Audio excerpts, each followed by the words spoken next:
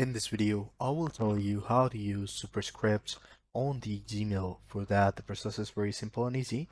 All you have to do is to open up your Gmail account and go to the compose option. That way, you will have a ready-made script ready for the sending an email.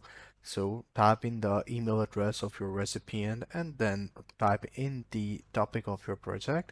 For example, the topic for your email that I'm testing the Superscript. So what I have to do that I cannot directly write Superscript into Gmail. I'm gonna use Google Documents for that.